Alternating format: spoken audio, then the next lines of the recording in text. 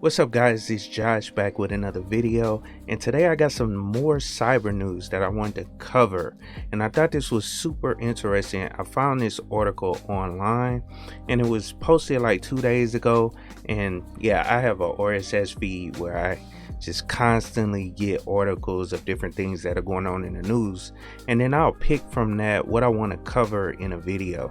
And this one was super interesting, just showing that the police are making a headway on some of these cyber crimes. I wanted to show you guys this actually came out 2 days ago. Let me go down and switch over to the web browser right fast so we can go through it. But it says police arrest hackers behind over 1,800 ransomware attacks. And like I said, this happened, or this article was released about 2 days ago. Today's, Halloween when I'm recording this, and I probably won't have it up till like Wednesday or so. But anyway, it says Europol has announced the arrest of 12 individuals believed to be linked to ransomware attacks against 1,800 victims in 71 countries. And it says, according to law enforcement report, the actors have deployed ransomware strains such as LockerGoga, MegaCortex, and Dorma, as well as malware like TrickBot and post-exploitation tools like Cobalt Strike. And it says LockerGoga first appeared in a while in January 2019, where it hit Altran Technologies, a French engineering and R&D consultant, part of the Capgemini group.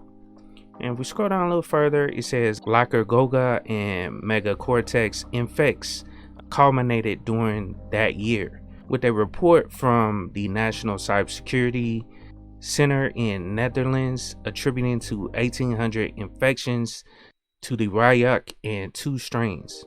The most notable case linked to the suspects is the 2019 attack against Norsk Hydro, a Norwegian aluminum production group, causing severe and lengthy disruptions in the company's operations.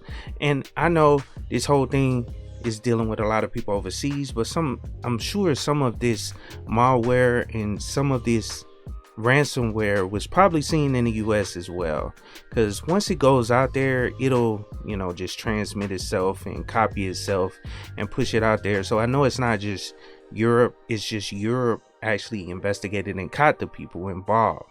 But then it says today the Norwegian police posted a relevant announcement saying that they never stopped hunting for the threat actors, working with foreign counterparts to bring them down. The arrest took place in Ukraine and Switzerland on October 26, 2021. So that was less than a week ago. And as a result of the simultaneous raids, the police seized 5 luxury vehicles, electronic devices, and $52,000 in cash. And I believe they have a picture of it down below. But it says, as Europol explains, the arrested individuals are considered high-value targets in the sense that they're thought to have spearheaded multiple high-profile ransomware attacks. As such, the forensic examination and interrogation that follows the actions will be extensive and may very likely bring up new investigative leads. Now, one thing in this paragraph or in this sentence that stood out to me is forensic examination. And just so you guys know, if you work in the cybersecurity field, that's something that you would typically do within the cybersecurity field, which is forensic analysis. So you can actually get jobs doing forensics of computers. That's something they do with the FBI and other agencies. And I'm sure those guys that do this type of work get paid a good amount of money, because you would have to be very thorough and really know what you're doing in order to get information off of hard drives that may have been deleted. There are specialized tools out there that you can use, but you need to fully understand it. Now right here it says highly organized cybercrime organization. The cyber criminals fulfill specialized roles in a highly organized criminal organization, with each person being responsible for distinct operational aspects. Some engaged in network penetrations, others in brute force attacks, while others perform SQL injection, which that's I'm a SQL administrator, so I know what that's all about. And then it says, or handle credential phishing operations. So they have it broken out. That's just talking about how they're organized and how they have certain things, certain people responsible for certain parts of the cybercrime. And then in the post-infection stage, their roles were transposed to a new domain, with the actors deploying malware, network reconnaissance, and lateral movement tools, carefully stealing data while staying undetected.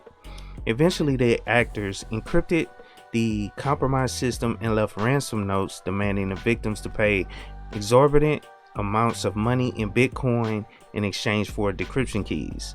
Some of the individuals who were arrested now are thought to be in charge of the money laundering operation, using Bitcoin mixing services to obscure the money trace. And that's one thing I remember hearing about, a long time ago, when Bitcoin first came out. And I think I could have made some money if I would have really hopped into Bitcoin back in the day, because I knew about this, in the early days of Bitcoin being released. I remember when it was only like a couple dollars or whatever, or it was like $20 or something, a Bitcoin, you know what I'm saying? And I just, looked at it as, oh, this is something that I don't need, you know what I'm saying? Because I didn't frequent the dark web, because that's what was the whole purpose of Bitcoin, was to purchase things anonymously. And they do have services out there that allows you to launder the Bitcoin, and they take a percentage of it, which is crazy. You know what I'm saying? So it'll basically take a bunch of Bitcoin and then make a whole bunch of mini transactions to try to launder it, so you can not see where the money is going from. But the only bad part about that, Bitcoin is traceable. It is 100% traceable, as long as you understand who owns the wallets. That's where the issue comes in. You don't know who actually owns the wallets at the end of the day. But anyway, the operation is a massive law enforcement success, made possible thanks to more than 50 investigators from 7 European police departments, 6 Interpol specialists, and members of the FBI and US Secret Service.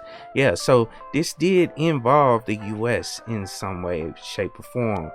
You know what I'm saying? Because they did either get assistance from the FBI and US Secret Service, or this investigation ties directly to one of the US's investigations of some form of ransomware attack that may have happened on US soil. But there is a video, if you guys want to check it out. They basically show some of the stuff they confiscated.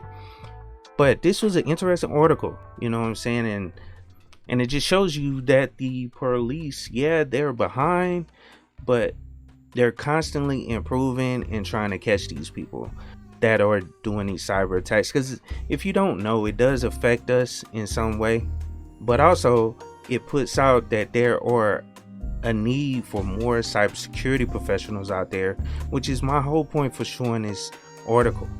I want you guys to understand that the positions are out there. You just need to get the skills to actually do the job.